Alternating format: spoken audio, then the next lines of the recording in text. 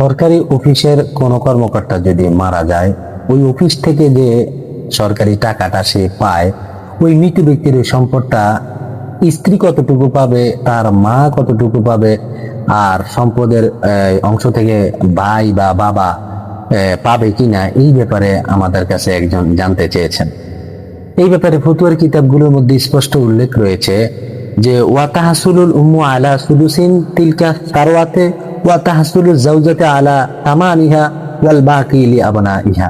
যদি কোনো সরকারি কর্মকর্তা মারা যায় কর্মরত অবস্থায়, ওই সরকারি অফিস থেকে যে সম্পদটুকু আসবে, ওই সম্পদ থেকে 6 ভাগের 1 ভাগ তার মা পাবে এবং ওই সম্পদের 8 ভাগের 1 ভাগ তার স্ত্রী পাবে, খেয়াল রাখবেন। আর বাকি যে অংশটুকু থাকবে সম্পদের, ওই পুরাটাই পেয়ে যাবে মৃত ব্যক্তির সন্তানেরা।